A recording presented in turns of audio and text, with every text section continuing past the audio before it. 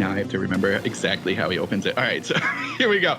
Welcome to Staring into the Abyss. This is your host, Matt Brandenburg.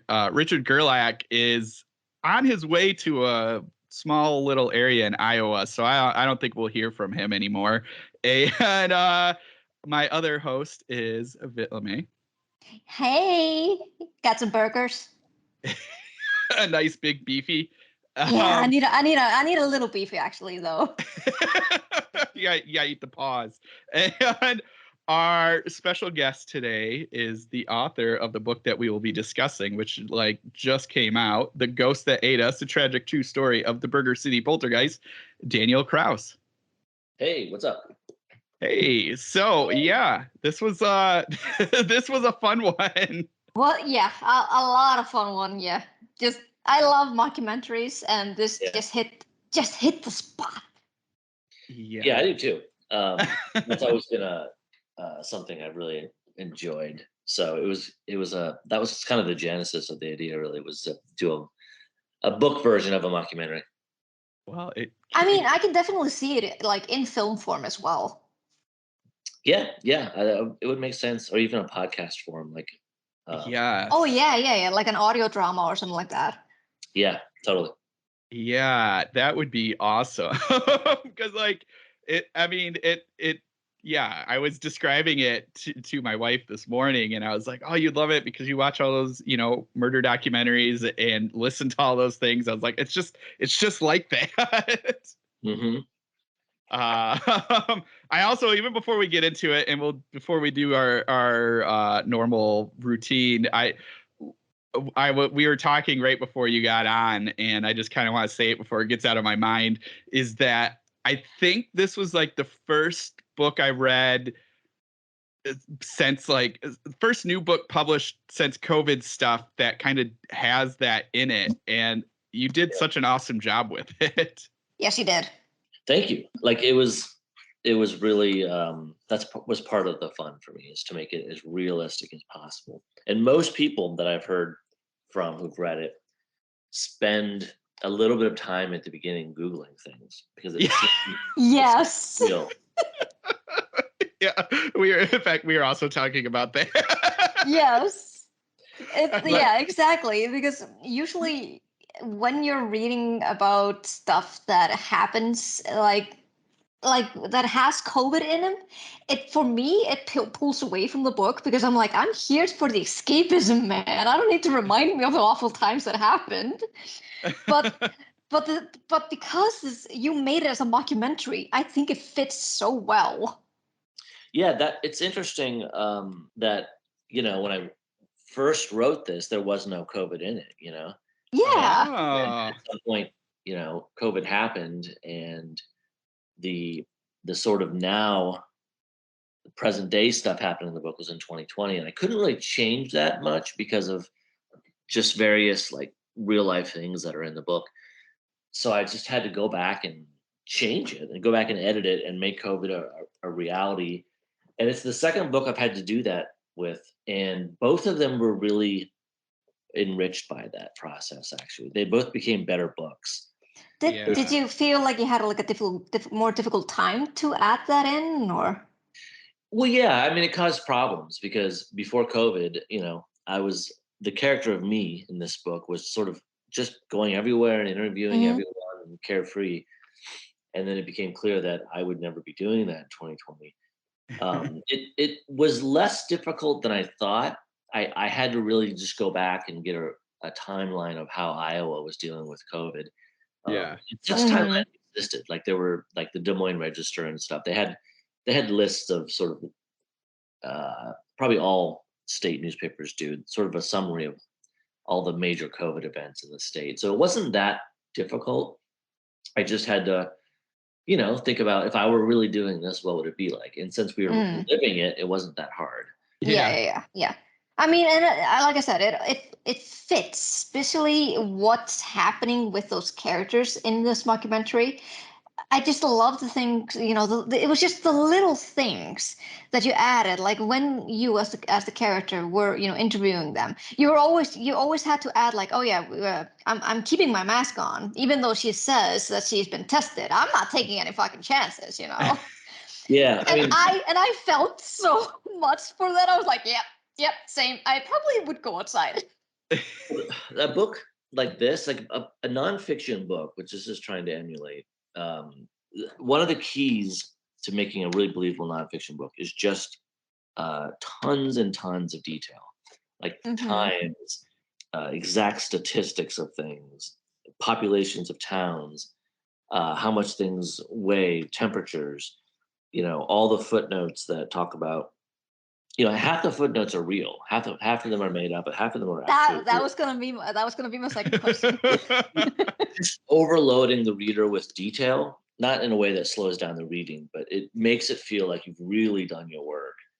And in general, I did, but some of it was just made up. That's awesome, because I'm such a freaking underwriter that I usually have to add a shit ton of stuff when I'm editing my books. But did you have to cut anything at all? Oh, sure. I mean, I don't remember offhand anything major, but yeah, there's always chunks that get cut. I'm sure there were kind of like subplots.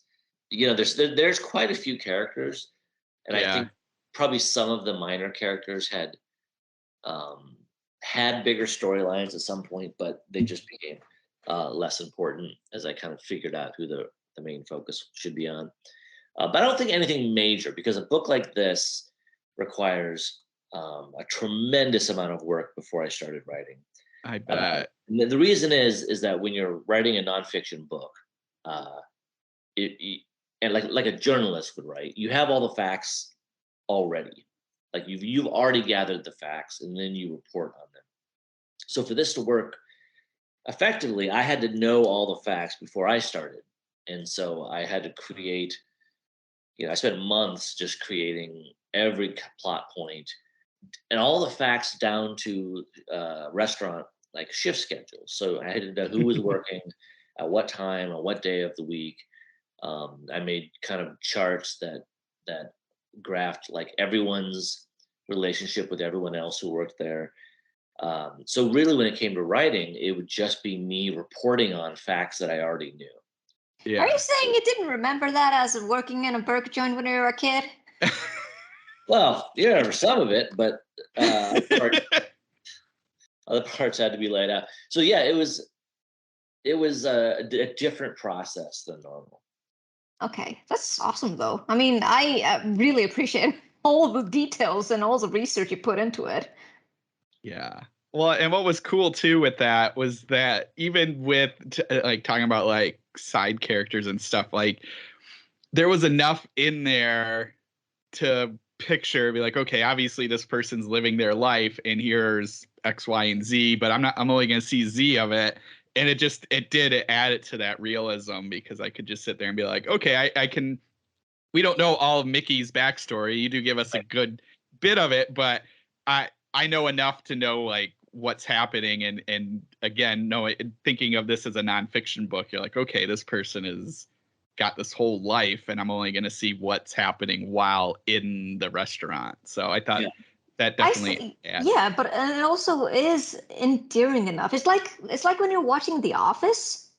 I mean, you don't really know that much about the side characters, but they're all so endearing. They all have like this smidgen of personality that whenever they appear, you're like, oh, it's this guy. Oh, nice. Yeah, yeah, exactly. You're like, I know something's wrong with Creed. Yes, he was the strangler. He was. There is something you can do in nonfiction style writing that you can't do in normal novel writing, and that's what is this sort of like info dump type of thing that just isn't really done in normal fiction writing. Yes. But you can do it in journalistic writing. Like when I get to the point where I'm going to talk about Mickey, way further in the book, I can sort of just do an info dump and say, right, he was born here. He this is what he did when he was young. And I could just kind of go through it quickly, because that's the journalistic style. Yes. But it was fun to be able to kind of play with that new way of presenting information. Yeah, Yeah. even though you say you are titling it as a nonfiction thing, it's still so nice to see like putting the flavor of you as a character in it, like seeing his point of view and what Yeah, you right. say. Yeah, like what you say here. I especially love the part when you as a character are mentioning how much you hate like Ghost Adventures shows like that, and Yeah. and I was like, yeah, that's what I hate about it too. Yeah, it was when I came up with the idea, I wasn't intending to put myself in it. I really didn't. That didn't occur to me to quite farther in the planning, where I realized that somebody would have to be the person doing all the interviews, and I was like, well, I guess that has to be me. Yeah. Once I realized that I was going to be in the book, that opened up other Yes. possibilities for how the other characters might React. react to Yeah. something like me. And Yeah. also it opened up a whole lot more depth as well. Yeah, Yeah. right. I mean, one of the major things that happens and becomes important is that the central character, for people who haven't read it, is claimed to be my number one fan. So Mm-hmm. Yes. he's got all these books that I've written behind him when I meet him at sort of the mental hospital.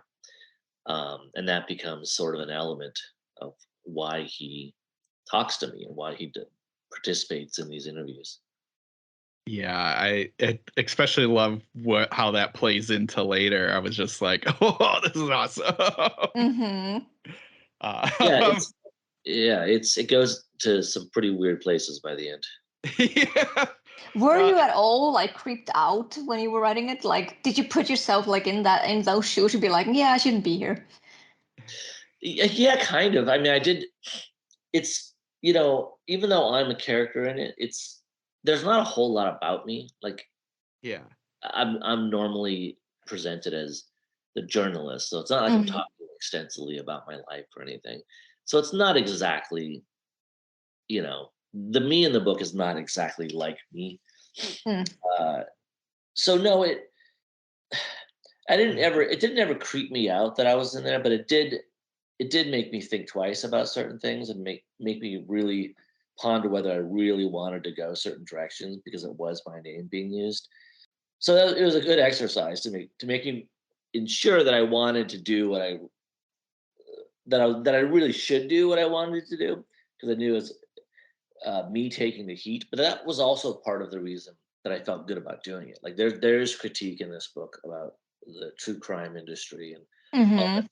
But I also am part of that industry in the sense that I do listen to some true crime podcasts, and I have, Mm-hmm. although I'm not a fanatic, I have watched some of the documentaries and I mean, it's so ingrained in our society. I think everyone is like kind of becoming a part of it. sure. So if I'm going to make a critique of that, I wanted to put myself as the one being critiqued, Mm-hmm. Makes so sense. I could I could attack sort of myself as being part of this cycle, which is at least a little bit problematic. Mm-hmm. Yeah. Well, and that's what I was thinking too, is like, because you kind of take it from the traditional true crime books, which are very, like, fact based. Well, we'll say fact based, but And dry. and dry, and then adding yourself in there, but not so gonzo Hunter S. Thompson, where the story is more about you at the point. Um, you kind of blend the two, and actually talking about like what's interesting is the bringing in of the ghost hunter stuff, because those ones always seem more almost focused on the ghost hunter instead of the ghost. Yeah, And so like, and you even kind of comment on that, just about how they view them and what those two act like and everything. And so like you kind of have this, you're right in the middle of that spectrum, which is really good because yeah, it can comment on both the dryness and then also the celebrityness of it, but also doing, because it's not.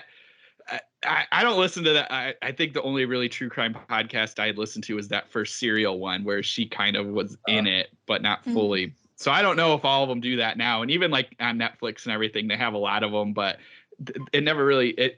Some of them, it seems like it's almost focused on them. But anyway, I like that it, like you said, you're in it, but you're not like Yeah, I think it takes the serial model really, like yeah. where I'm in this book, but for most of it, I'm not a major character. I'm just sort of Right. facilitating. Yeah, it's like you are here to search for answers, but it's not gone to the point that you actually go to the burger joint and just like, okay, I'm gonna see this for myself. It's not like that. It's like, no, I'm gonna go. I'm gonna go like looking it through an objective lens. But I'm glad that I thought it was really nice at the beginning that you just said, just so you know, I don't believe in this shit. And I'm like, yeah, I mean, yeah, who does? Yeah. Oh man. Well, we've kind of skewed. This is what happens when our fierce leader is missing. But let's maybe go back to what we normally do, and let's talk a little bit about what we've looked at, read, whatever, watched this week. I don't have a lot, but I do have one, which is sort of a classic, I would think, which is Paul Bowles. I think I'm pronouncing his last name right, but the Sheltering Sky. This came out like in the mid 50s, and it's interesting because if you follow, I think Laird Barron and even John Langan, they will bring him up quite a bit as this kind of existential, like pessimistic, nihilistic author back in the day. If you like Thomas Ligotti, you'll love this kind of stuff. And so, but he's not. Oh, he's definitely not a horror writer. I mean, he's more of a well. I know some people find the word can be evil, but literary fiction. He's more of that, but he's definitely got this nihilistic edge, and The Sheltering Sky fits that perfectly. It's based in the after World War II, and it's following these. It's sort of a couple and their friend, and they want to traverse the Sahara Desert, and so they're kind of going through all these really small towns, and the main character, he's like I mean, he's definitely depressed. They don't kind of cover that, but he's definitely at this point of like life where nothing else matters, and it's pointless. We're all doomed and everything like that. And again, follows a lot of what Ligotti's pessimistic kind of viewpoints and philosophy. So he definitely has a lot of that, but there's no chaos demon. There's no Cthulhu or anything like that. It's just the bleakness of the desert, and that jumping into cultures that you don't know much about, and you can't speak much of their language, so you're just kind of figuring it out as you go. And it's just, so he's dealing with his stuff, and then his sort of wife, it's kind of unclear. I think they're married, but she also has this view of just like her whole point is, if I don't have to worry about anything, then my life is okay. And she's definitely dealing with anxiety. Again, they don't bring it up at that point because in the 50s that wasn't a common thing to kind of worry about. And so she's dealing with that, just having to make plans, and how her day will completely be ruined because she's thinking about the things that she said wrong the night before, and that just kind of cripples her day.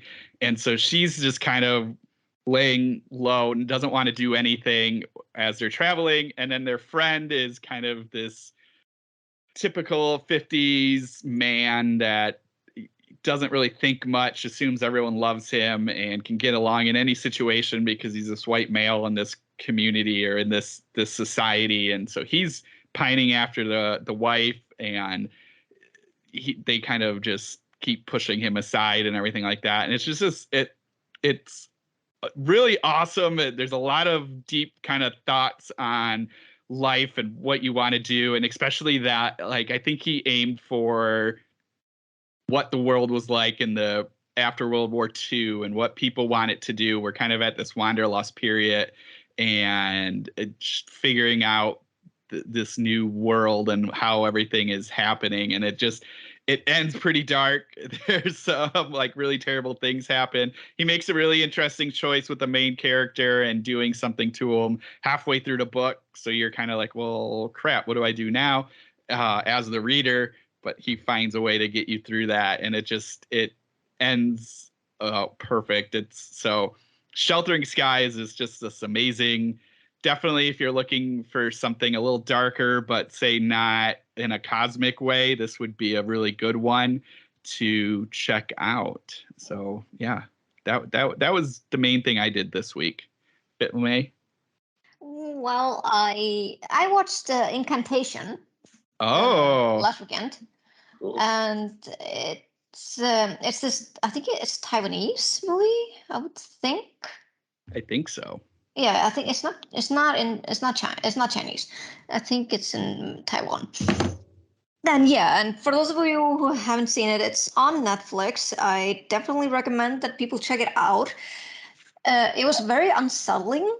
Um, it's about this woman who is on like in the process of getting her daughter back because she was put in like in I think a mental institution, and well, she's trying to get her life back together with her daughter. And by the way, the daughter is so cute. I usually don't say that about children because I don't like children that much. Just only my nephew. But this girl is like, I want to pinch her cheeks, and but at the same time, she's also like, you know, the stupid stuff children say. Yeah. It's like there's like this one scene when she's tucking her in, and it's like a really sweet moment. And I'm like, oh, that's so cute. And then the little girl says like, "Are you gonna throw me away like you did before?" I'm like, Oh what the fuck? God. That's interesting. It is. And I'm like, and I just like thought like, wait, was this an ad lib, or did they actually taught the little kid to say this? And but yeah, so things start happening right away, like something like weird shit, like like there is some kind of presence there, but you don't know. Only the girl seems to see it, but the mother, she also kind of like sees things happening. She doesn't, but it kind of almost feels like the girl is doing it, like for attention or something like that. And it's put in this kind of like a found footage type, but also mixed in with a little bit of like a documentary. Huh. Because she kind of just is documenting this because she wants this to be like a video for the girl to see when she's older. Okay. It was supposed to be like this cute little welcome home video, and just to just highlight what they've been doing together when they were reunited and everything. But it just goes way out of hand, and it just goes really creepy. And then you also get like these kind of smidgens of what happened that led up to her going to this mental institution. And I think it's actually kind of fitting that I'm talking about this because it fits with Daniel Kraus's book, in which the mother actually used to belong in a ghost hunter group. Oh my gosh, really? Yes. And they decided to go to this kind of like a cult thing that was like way up in the mountains. And they were kind of like wanted to discover or research about this weird cult that was worshipping kind of like what they called was a mother Buddha. And but when you look at the picture of how she is like described, I was like, yeah, no, that's not Buddha, that's Kali. Like the Hindu goddess Kali, and she's vicious, so no, that's not her. And yeah, just it basically is like you reap what you sow, and like this is the consequences of your actions kind of movie. And what they do, not really her, like not the mother, but the guys who were with her, they do an unspeakable thing within that cult that kind of leads to just everything going to shit. Okay. And they have like, and the cult had this kind of weird prayer, like, and that was kind of like in the movie the entire time. Like like at the beginning, she's like, I want you guys to remember this symbol, and I want you to remember this incantation, and yeah, I want you to tell like say it with me as I pray. And I'm like, fuck no, nope. It's like, nope, that's like the chainmail thing, and I'm not gonna do that. It had this kind of the Ring vibe, like if you don't do this, you're gonna die in 7 days, and I'm like, I don't wanna. And yeah, there's so many unsettling things. You know how Matt, how much I have this like weird creepy fear factor when it comes to teeth. Yes. Yes, there's a scene that has a lot of teeth in it, and I was screaming. Oh God. It was so unnerving, and it was so gross and disgusting. And I was like, no. I grabbed the pillow. I'm like, I'm not watching this. Nope. So yeah, and it ended like really bleak. I mean, it's supposed to end like bleak, but I still really enjoyed it. It's like one of the top horror movies that I've seen so far. Nice. Okay. At least when it comes to like Asian horror, I can go up to that. But usually when I want to say my favorite, I never remember anything, so I always have to go back and. Yeah. You see the thing that's happening on Twitter. I realized everyone is like listing their favorite horror movies, and I'm like, I love all of them.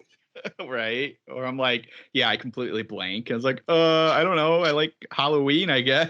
Yeah. And then you're like, I have to go online. Wait a bit. I need to see what movies came out and which one of them have I seen. Yeah, exactly. It's like, let me look at my Blu-rays. What do I own? Yes.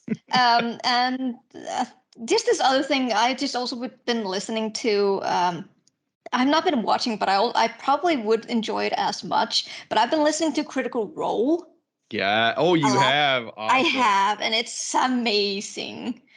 Yeah. Being a huge, like now, just recently being a huge D&D nerd, this is such good serotonin. Yes. Oh man. Because it's. So did you start like from the beginning? No, because I've already watched The Legend of Vox Machina on Amazon. Yeah. I was like, I've got a feel for their campaigns, but I'm ready to see what kind of other characters they're gonna do. So okay. I'm on the second campaign with the Mighty Nine. Nice. Okay. Yeah, I wanted to jump into that, but like they're like 4-hour episodes and there's like hundreds of them. It's like, I don't know if I have time for this. I know. This is why this is like perfect for me to listen to while I'm at work. Like the perfect thing. I get like maybe 2 episodes per day, and I'm like, this is amazing. I love this. Perfect. So like, because I know it's on YouTube, so you don't really, but you're not really watching it. You're just listening. I'm just listening. I mean, and with them being as they are, they're just doing such a good job of describing everything that I can definitely just picture everything in my mind. Okay, perfect. Okay, good. Yeah, so if you guys are D&D fans or maybe are just looking into going into D&D and you don't know how it is, I always recommend that people check out Critical Role because you can get a feel for it, but of course it doesn't have to be like that because if you have a good DM or a game master or dungeon master, it depends on how you're going to phrase it. It doesn't matter because everything goes. Exactly. Yeah. No, that's awesome. You should once you get through all of that, do you ever listen to the Adventure Zone? I haven't, no. Okay, so that's the Macklemore brothers. So they're my brother and me podcast. They're still doing, but they did this thing called the Adventure Zone. It's the same kind of concept, but it's the 3 brothers and their dad, and their dad. Yes, their dad, and so they play the first like season is them playing Dungeons and Dragons, and then I think the second season they were playing Monster of the Week, and then it kind of goes on from there. But that first season is so good. They do graphic novels for those, and I think they're up to like chapter 5 now. But anyway, that's a side story. But yes, that Adventure Zone's a really cool one to listen to, especially if you're liking Critical Role. So yes, I will probably definitely check that out. Excellent. And Daniel, what have you been reading or watching? Well, first, all of that sounds really interesting. I've been curious about all of that stuff, particularly Incantation, which has been on my radar, and I just haven't gotten to it, but seems imminent. I've been, I guess I'll mention one book and one movie. I'm reading a book called Red Mars by Stanley Robinson. Yes. I'm writing my first I've dabbled in kind of horror science fiction before, a little bit with Bent Heavens, but I've never written just straight up science fiction book. But I'm in the middle of one now, And so I've been just reading tons of science fiction, and I'm particularly interested in the science element of it. Yeah. So Red Mars, obviously the whole Red Mars trilogy, is extremely science based. It's pretty hard sci-fi in that sense. So I've been enjoying that. It is it's exactly what everyone said it would be. It is pretty dry. Yeah. There's not a lot of like uh, major drama in it. It is a bunch of scientists doing sciencey things over a period of, I'm not even sure what period because I'm only 2/3 through it, but over a period of decades on Mars, and then there are, of course, 2 other books. But very impressive, and inspiring in small ways here and there. Not so much in realms of like story and plot, but as far Yeah. but more like this technology is interesting. I've done a fair amount of just nonfiction research on space travel and the cosmos and stuff, but there's things that I hadn't considered that are in this book. So I've it's enjoyable, but it's more educational for me. Yeah. And then I've been watching a lot of stuff. I've actually been sort of derelict on watching horror for a while, so I've been trying to catch up on new horror. So I've been Nice. watching a bunch of stuff like The Black Phone and X, Oh yeah. Crimes of the Future, a bunch of stuff like that. But by far my favorite has been Men Oh yes. by Oh, Alex Garland. it's really unsettling, isn't it? Yeah, it's certainly it's one of those movies that's not going to be for everyone, certainly. And I liked Ex Machina and I liked Annihilation, but I loved Men.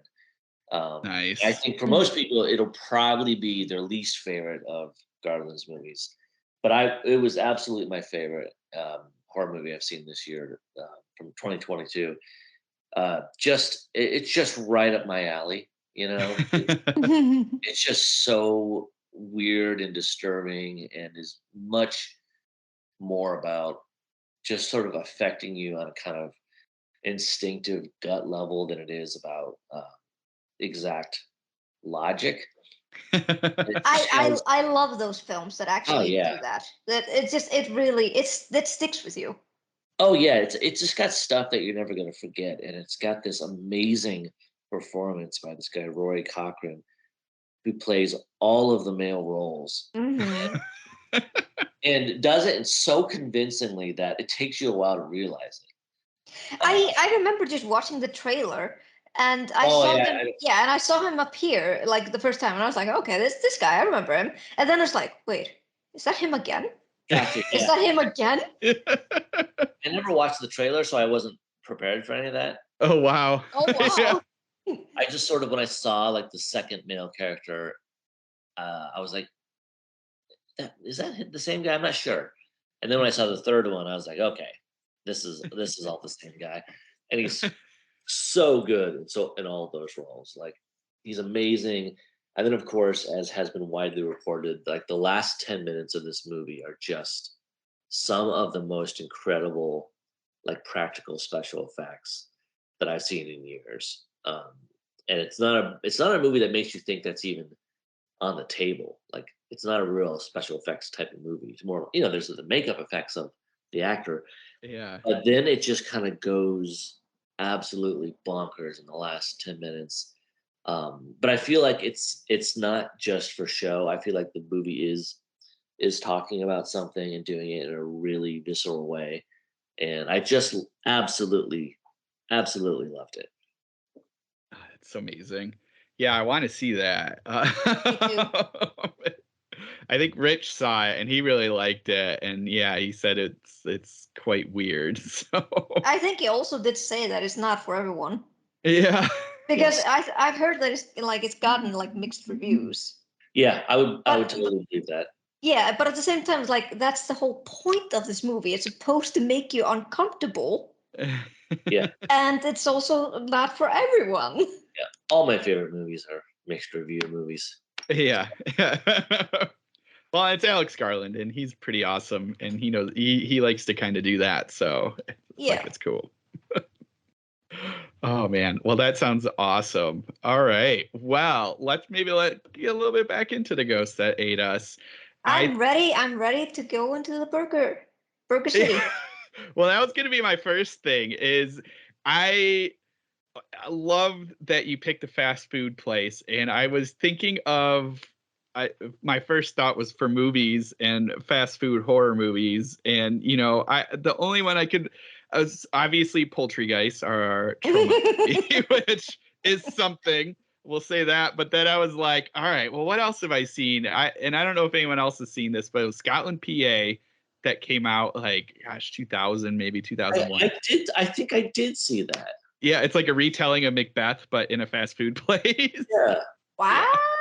Yeah, it's called Scotland, PA, and it's a Macbeth retelling in a fast food place. Isn't the restaurant called like McBee or something? Yeah. Oh my god. So I hitting the nail. Yes. So that one, but I like really enjoyed that. But anyway, beside the point. That one, and then I was like, all right, well, what else? And I was thinking of I think it's Better Off Dead with John Cusack. There's a scene in that with the talking hamburger or singing hamburger. But anyway, to get to the point is, why a fast food place? Well, I mean, lots of reasons. There was the appeal of it just being absurd, first of all. Usually, and I get into this right in the first page of the book. Like most hauntings, you think about lunatic asylums or big gothic houses. Yeah. And I like the idea. I like the idea of just putting it in the opposite of all those, in the most like disposable, junky little place possible, which would be the fast food restaurant. It seems very American to do it that way. And it's also you managed to put like one of the ghost hunters, Roxy. She also put it really well as well. It's like, fast food places where people come gathering, and there's usually some tragedy that happens when people are gathering. Yeah, and poltergeists generally involve families, and I like the idea of there's kind of blood families, but you also create other types of family units in your life. Yeah, like found families and stuff. And then one of those is the people you work with, and those, that family makeup is beyond your control, and so it's usually pretty dysfunctional. But you've got this work family that you deal with. So I like that idea, and then also I'm really sort of playing with the idea of rural Iowa, which is where I'm from, being this. There's these great stretches of the Midwest where there's just nothing there. Yeah. And the characters are all sort of who work at this crappy little fast food joint off Interstate 80. They're all going nowhere fast, like they're all stuck at this crappy job with no hope. And it's just feel like if I wanted to position people in that kind of situation, fast food place was the way to do it. And the Burger City Poltergeist then represents a way out, like they have no hope of having a better job or life. And then comes this apparently supernatural event that gives them, at least for a little while, gives them a little bit of fame. And it makes them think that, maybe we can get out of this. Maybe we can get out of this future for us that looks so bleak. I think it's also just really cemented, like this type of thought is really cemented in Kit Bryant.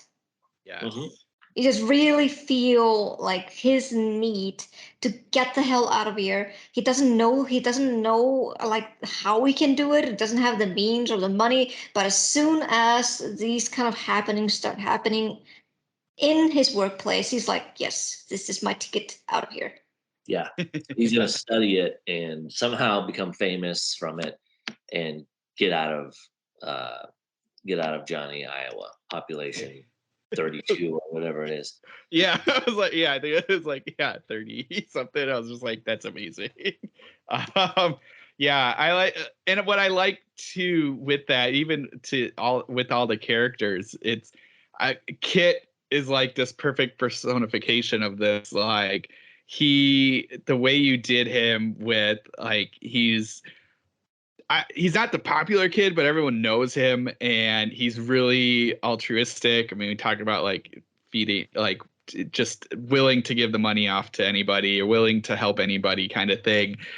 It is, which I liked that because especially when he's surrounded by people who have other things happening, and have places to go. And so like he's the only one where you're like, yeah, he probably, if he was in a bigger town, could do something. But like you said, totally. he's in this area and there's just no escape. So I really like that. And in fact, I even wanted, that was the other thing to like, even with the two big things I loved on this that aren't actually even tied to the Poltergeist is like I said, the COVID stuff, but your commentary on kind of that rural Midwest and the meth and all the meth labs and everything. So I'm actually in Michigan, and I'm in Kalamazoo, which is halfway between Chicago and Detroit. So like Kalamazoo isn't like that, but like you say with Iowa, there's a lot of stretches that you drive through, and you know what's happening in those areas. So I just kind of a little bit of applauding that you did such an awesome job capturing that, like meth is the ghost that is haunting this town. Yeah. I mean, metaphorically, that is sort of the ghost that's been ripping these towns apart and just sort of leaving them empty and creating essentially ghost towns. Yeah, because it is, and especially just that comment. I mean, like we would get like every once in a while you get those stories like in the news or in the paper about like just places blowing up because they didn't know how to cook their meth, and just it's just such this like thing that happens, and especially in these areas where maybe back in the 1800s or even early 1900s they were booming, but then just stuff happens, and so I it's interesting. There's the cop character, the local police who drives me around in the book, or offers to drive me around, and he's kind of pointing out that although he's not a super sympathetic character, he is pointing out that everyone's excited about this poltergeist at this fast food restaurant, and everyone just can't stop talking about it, and in the manner of any true crime event, when there's real tragedy everywhere. You can just drive down these small towns and see the meth labs that had blown up and the burnt buildings, and see the homeless people in the park, and it's like there's actual there's these sort of high flashy true crime events, but then there's the real tragedies that are just all around us that it's less fun to look at. Yes, I also loved when you were doing that segment that you added the statistics. It's like a lot of people die more from meth overdose than like getting killed in car crashes. And I was like, holy shit, what the fuck?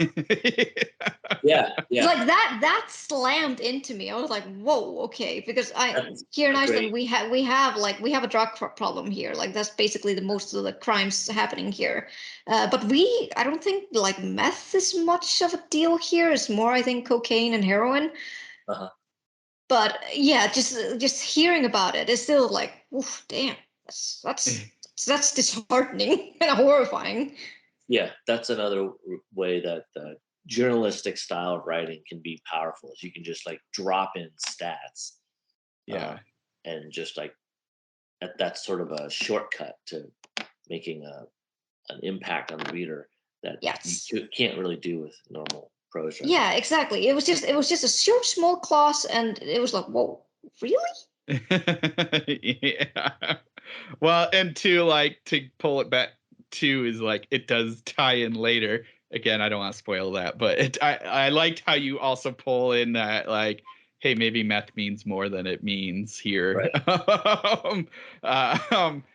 But so anyway, I wanted to like just say that because I thought that was really cool because it does kind of comment on, like you said, I mean, everything you just said, it comments on all of that. And I think that is perfect because it can be so easy, especially with how we nowadays are watching every murder thing. Every other day on Netflix, there's a new documentary about it. But you're like, well, those are flashy, but we have like real crap happening too. Right, and it's one thing to be distracted by a new Will Ferrell comedy, and it's another thing to be distracted from real problems by sort of other problems like crime and a splashy murder that really doesn't usually, and there are exceptions, usually doesn't mean anything. It's just looking at a car wreck. Yeah. So, and again, I participate in watching some of that stuff too. So it's I'm not holding myself above all this, but it's something I think worth thinking about. Did you read a lot of like true crime stuff before writing this, or was this kind of like I have. Again, I'm not a huge fanatic of it, so I don't read true crime books a lot, but I've certainly read some, and I did read, sort of a subset of true crime is like the paranormal. Yeah. So with kind of the Amityville Horror being kind of the godfather of the genre. Yeah. But then there's tons of other books that are in that vein. Several written by what's their names? Who the Conjuring movies. Oh yeah, the Warners the or something. The Warrens. Yeah, Warrens. The Warrens wrote a bunch of books like that, and they basically operate like true crime books, but they're investigating paranormal events. So yeah, I read some of those to get sort of the beats down of all those, but a lot of it just came from a general knowledge and sense of how journalistic writing works. Yeah. No, that's why I was just like, because it did. I mean, and we've said that, like, it reads across that way really well. So it's just like, oh, I wonder where that kind of impetus came from. So no, it was awesome. Those Warren books are just, I mean, they're just trash. I mean, I would love to be more charitable, but they're just junk. They're really you don't believe a word of it while you're reading it. It's just garish, sort of shock value for shock value's sake. Isn't it basically just Ghost Adventures but in book form? Yeah, kind of. I mean, there's not a whole lot of like plot to them. It's sort of really Amityville Horror really set the model. It's just sort of like there's a family, a series of shocking things happen to them, and then usually they leave, and then that's it. So I think was a pretty easy formula. So in one sense, the Ghost of Datus follows that formula. There's a family of sorts. There's a poltergeist that shows up, and eventually they, in one way or another, they all kind of leave. But I just tried to make it mean something, because I think so many of these true crime stories, they don't mean anything. It's all fire and fury, but it doesn't signify anything. You're no richer when you turn off most of these documentaries. You've stared at some tragedy and have achieved nothing. Yeah. I do like, what I also really liked about your book is that you managed to spread out the subtlety in it. With without really, it floats so well that if you weren't paying that much of attention, you would have missed it. Yeah, there's definitely some things that are kind of hidden between lines. Yeah, and you kind of really, because I listened to the audiobook. Oh, cool. Yeah, and I'm horrible with remembering names, but the guy who was narrating your book, he's amazing. He's narrated most of my books. That's Kirby Hayward. Okay, yeah, he just if you see him, just say he's amazing for me. Yeah, he's one of the top readers in the world. He's done a couple of my books. We won Audiobook of the Year. That's awesome. I mean, that makes total sense. He's so good. He's so good. He really he brought everything to life there. Like he even though he didn't really, because like I mentioned that I'm watching Critical Role, and those are like voice actors. They are playing the D&D game. So they, make it more interesting and fun. They change their voices to fit the character.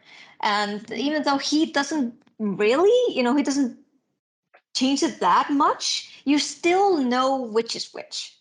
Mm-hmm. And I really like that. Like especially when he's voicing Kit, he creeps the fuck out of me. I haven't heard it yet. I've got it queued up right now because you reminded me that I need to listen to part of it. So I got it ready to go now. No, it's really, really good. And also the part with Amy, like her escalation, the way he did that, I had to stop. I was just just meandering at home, and I think I was just cleaning the counter, and I had to stop because I got chills. I was like, okay, that's creepy. Wow. I need to listen to some of this. How do they handle the footnotes in the audiobook? They do it really well. Like I said, I wasn't really, I didn't have to pause and just like, wait, so this is what happened. I think he really managed to do it in such a good flowy way that if it fitted. Yeah, it fit. If I recall right, because we discussed this before they recorded it. I think they just say it, right? They just say footnotes. They just say it. Yeah. Oh, that's awesome. Yeah, so it flows well, especially when he's going to this, like especially when they're talking about like when they're doing the transcript with when they're meeting at the club, the kids. Yes. And they are like and they talk about the side character that we haven't been introduced to, but you see it in the footnotes, like when I call this person here, and it fits so well because you would stop and you're like, wait, I don't know this person, but then he immediately just goes like, no, wait, I gave him a call and this is what happened. That's awesome. Yeah. Did they do anything special for the pictures? I would assume, I based on our discussions, I think we were just going to ignore the pictures. Okay. Yeah, no, I didn't see anything like that. But what my favorite part of the audiobook was when they were describing the spectral journey. Yeah. That was my favorite. Oh my god, it described everything. Like I was just picturing Ghost Adventures. I was like, oh, you pieces of shit. I hate you so much. Yeah, it's become a tradition for me. Like whenever I'm in a hotel room, like I always watch these ghost shows. Yeah. Because they're just that's all the Travel Channel plays are ghost shows. Yes. So over the years, I've just I would never watch them at home, but for some reason, when I'm in a hotel room, I just watch ghost shows. And makes sense. They're ridiculous, and they're all the same. Yes. And, yeah. So to create the fake ghost show in the book, I just modeled it after those. Yeah, you didn't really need a lot. Yeah, I did love the little reference of the I can't think of the guy's name, but you're like with his coat and his hat, he looked like he'd be perfect for a rap rock lead singer. Yeah, right. Wearing like the silver jumpsuit. Yes. Like, oh my god. Oh, I was dying. That's so funny. And I love the idea of the like them not describing what the instrument what they're using. Yes. Yeah. Yeah, that's what's so crazy about those shows is they're always like our ghostulator has told us what the ghosts are saying. Like, yeah. If that technology existed, that would be the most amazing. Like that would be the front page of the New York Times. Yes. Yeah. Yes. It would have gotten a fucking Nobel Prize. Yeah, they never bothered to tell you how it works, why we should believe in it. Like it just. But there's some suckers out there who are willing to, shell off $320. Oh my god. So, just as a quick aside, I used to live in just outside of Chicago, and I worked at a newspaper there, and we did for a Halloween thing, we did a ghost hunting there's a group in Northern Illinois that does that stuff. And so we called them up and we went there's this town called Woodstock, and it's famous for actually being Groundhog Day, where that is. They filmed it there in Woodstock. Anyway, there's an opera house and it's supposedly haunted, and we did that, and it was exactly like that, where they like had all their fancy instruments and they were like pretending everything was more haunted than it actually was. I can imagine that would have been so cringe. It was. It would have been hard to keep a straight face. It was, especially with the owner of the opera house was there the whole time, and every time those ghost hunters said something, he had like a snarky response. So we had to do a lot of editing to get out his snarky responses. Oh, I would have kept it.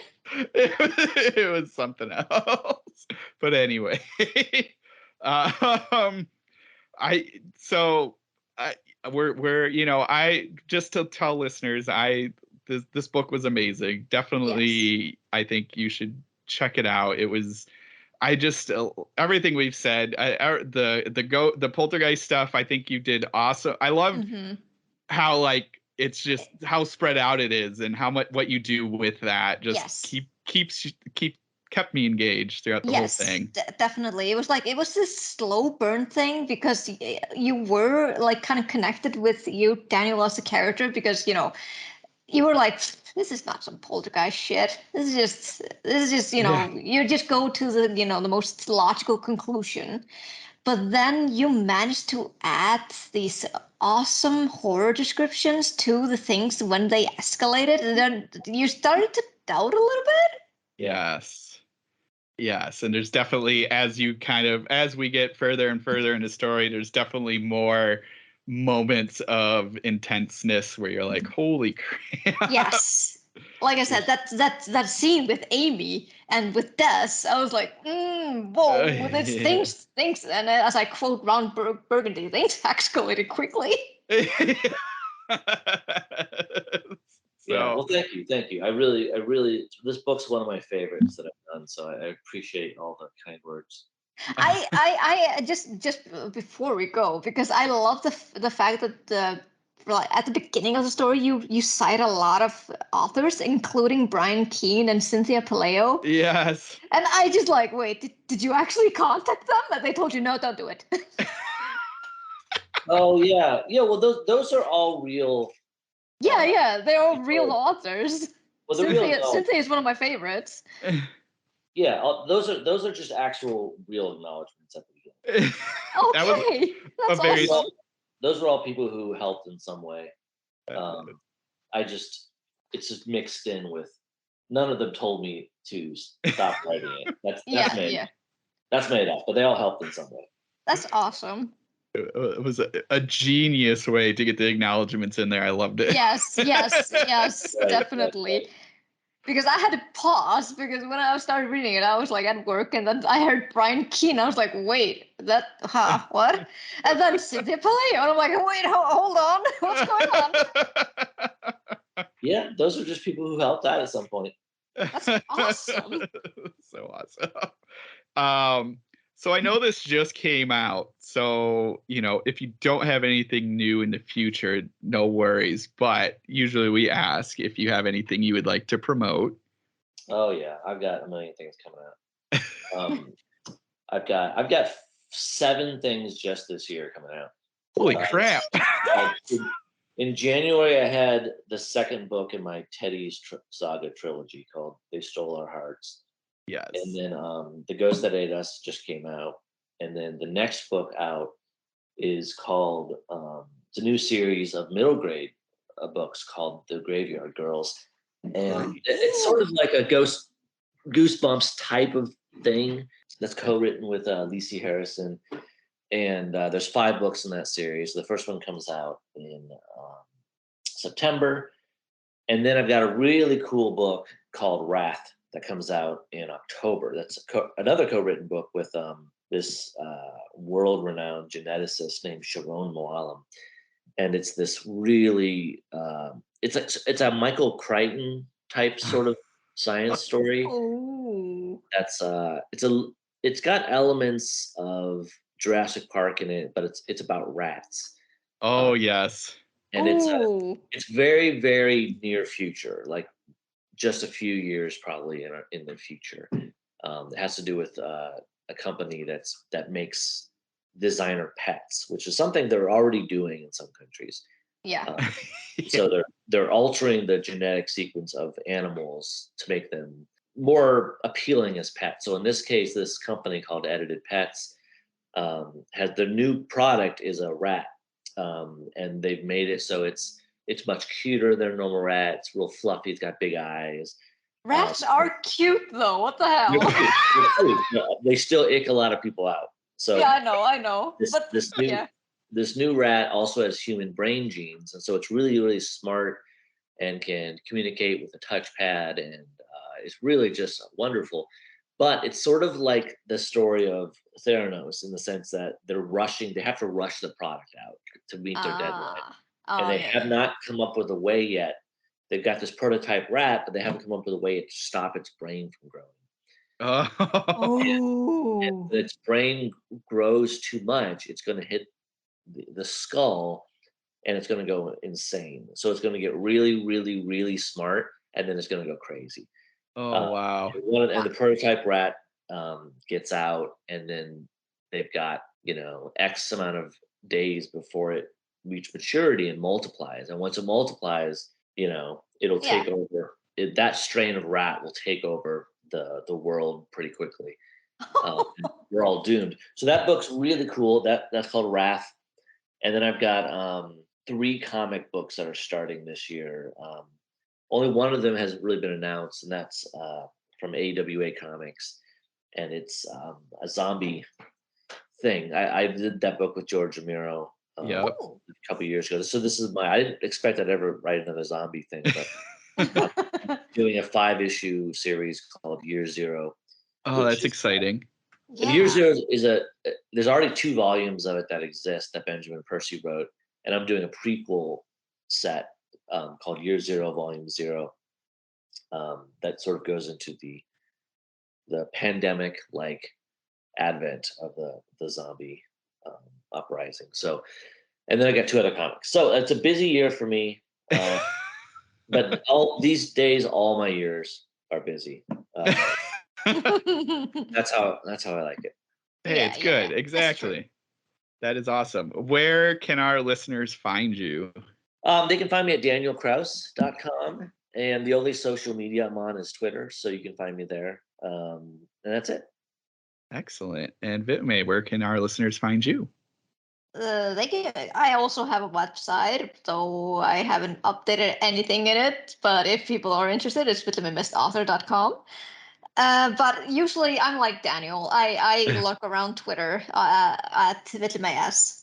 Excellent. I am also on Twitter at BrandonbergDM. And as usual, you can find us on Twitter at Into Staring. In all Rich's stuff, usually he says you can rate and review us on the old podcast and whatever you put on, I guess, except for Google. Google doesn't rate podcasts, which is very weird. Anyway, thanks for listening, and definitely pick up The Ghost That Ate Us because it's amazing. And keep staring.